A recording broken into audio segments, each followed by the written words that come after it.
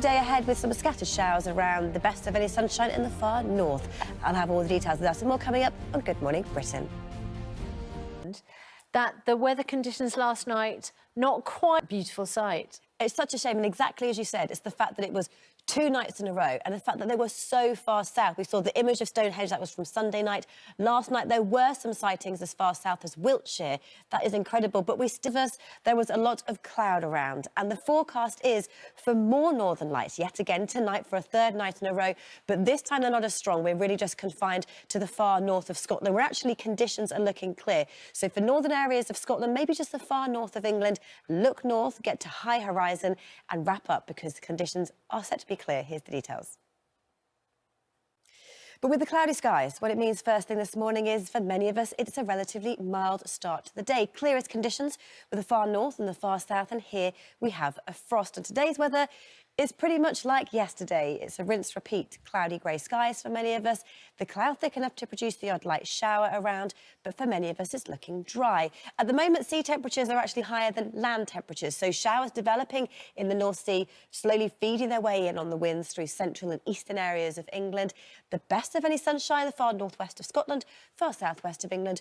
Most other places today are looking cloudy, and temperature-wise, 7 to 10 degrees, pretty much where we should be for the time of year.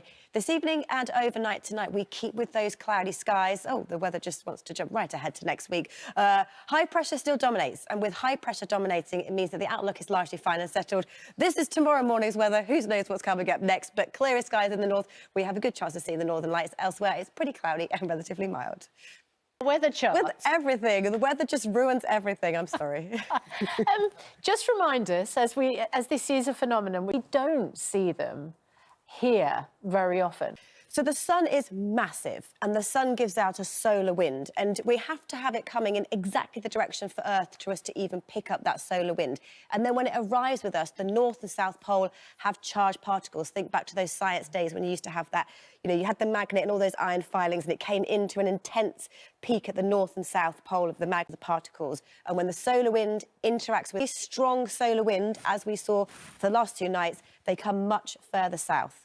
And actually as far south as central parts of America. So this is actually on the UK's list of things that are really dangerous for Earth, to have a team at the Met Office looking out for these solar winds that, first of all, give us beautiful displays, but actually could interfere with all our telecommunications. And that's a big deal for security. So it's like a big hailstorm. It's the light reflecting off the particles. It's the particles giving out light as they cool down. Oh, I see. They're like glowing. Laura, that's absolutely fascinating. There is a bug in the system today. We'll just blame the northern lights again, shall we? And actually, large parts of the UK were lucky enough to have them yet again last night, but cloud spoilt the viewing for many. Can we see them again tonight? Yes, but it won't be as extensive. The solar wind is not as strong, and it'll just be the far north of Scotland with the best chance of seeing them.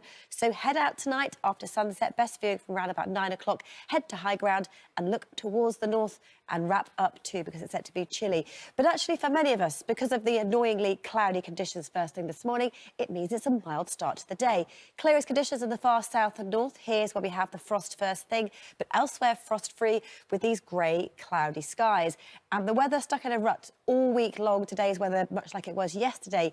Showers developing in the North Sea, feeding in through central and eastern areas of England, and staying fairly cloudy. Temperature-wise today, 7 to maybe 10 degrees. That's pretty much where it should be for the time of year, but not much in the way of sunshine. The best of any blue skies, the far northwest of Scotland.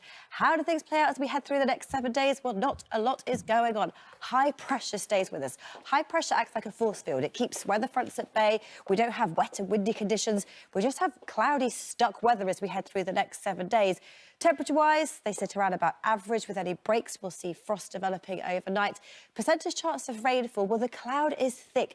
The next few days, it's sort of grey, damp and drizzly, but the outlook turns drier and brighter as we head through the weekend and on into next week.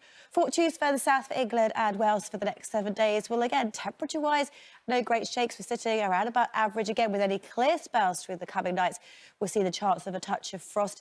Percentage chance of rainfall, well, like I said, high pressure close by. It keeps those weather fronts at bay. Yes, the cloud thick enough to produce the odd spot of rain and drizzle over the next few days, nuisance value for many of us. But after that, the outlook fine, dry, settled, turning a little colder with the return of more sunshine into next week.